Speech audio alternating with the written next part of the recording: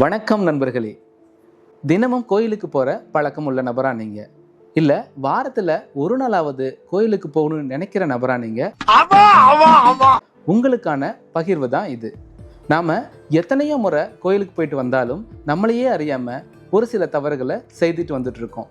நீங்களும் சரி, நானும் சரி, நிறையா தவறுகளை செஞ்சுக்கிட்டு வந்துட்டுருக்கோம். அந்த தவறுகளை எப்படி சரி செய்துக்கலாம் அப்படின்றதுக்கான காணொளி தான் இது. நம்ம முதல்ல ஒரு 5 விஷயங்களை எடுத்து அதை எப்படி சரி பண்ணலாம் அப்படின்ட்டு உங்களோட இப்போ பகிர்ந்துக்க போகிறேன். முதல் விஷயம், நம்ம எல்லாரும் கோயிலுக்கு போனோன்னா என்ன செய்கிறோம்? கோயிலுக்கு போனதும் இறைவனோட முகத்தை பார்த்து வணங்கணும்னு ஆசைப்படுறோம். ஆனால் அது தவறு. முதல்ல நம்ம இறைவனுடைய திரு பாதத்தை தான் வணங்கிட்டு இறைவனை முழுமையாக வணங்கணும். இதற்கு மகாபாரதத்திலேயே ஒரு கதை இருக்குது.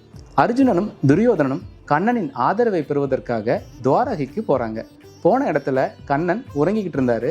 அப்போ அர்ஜுனன் அவருடைய கால் பாதத்துக்கு அருகிலும் துரியோதனன் தலைமாட்டிலும் அமர்ந்திருக்கிறாங்க.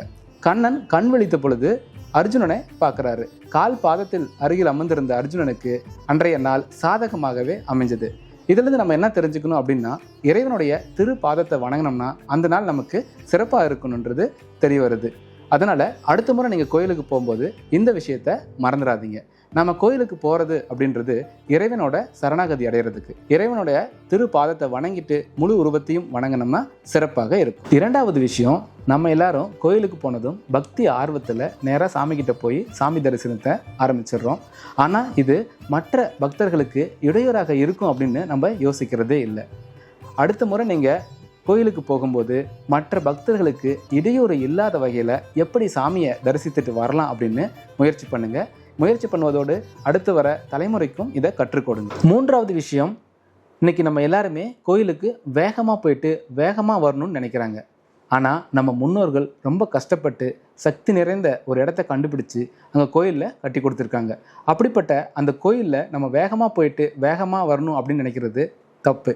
அதனால் அடுத்த முறை நீங்கள் கோயிலுக்கு போனீங்கன்னா கோயிலில் சாமியை தரிசனம் செஞ்சுட்டு மௌனத்தை கடைபிடித்து நமக்கு தேவையான விஷயங்களை கடவுளோட பகிர்ந்துக்கிட்டு அந்த கோயிலில் குறைந்தபட்சமாக ஒரு நாளைக்காவது, அதாவது 24 நிமிடங்களாவது அந்த கோயிலில் இருந்துட்டு வர மாதிரி பார்த்துக்குங்க. அப்போ தான் அந்த கோயிலுக்கு போயிட்டு வந்த பரிபூர்ண பலனும் நமக்கும் நம்ம குடும்பத்துக்கும் கிடைக்கும். இந்த பழக்கத்தை அடுத்து வர தலைமுறைக்கும் சொல்லிக் கொடுத்து வளருங்க. நான்காவது விஷயம், கோவிலில் ஒரு நாளைக்கு இருக்கணும் அப்படின்னு சொன்னேன்.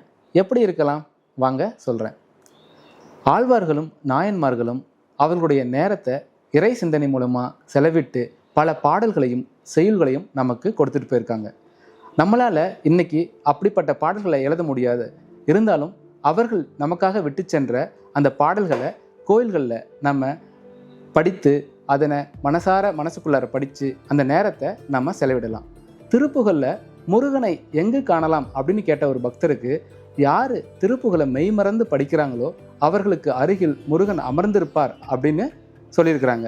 அந்த கருத்துக்கு ஏற்ப நம்ம அடுத்த முறை கோயிலுக்கு போனோம்னா இறைவன் பற்றிய சிந்தனையை சிந்தித்து அவர்களை பற்றிய பாடல்களை பாடி நம்ம யாருக்கும் இடையூறு இல்லாத வகையில் கோயிலுக்கு போயிட்டு தரிசனம் செய்துக்கிட்டு வரணும் அப்படின்றத நீங்கள் கடைபிடிக்கணும்.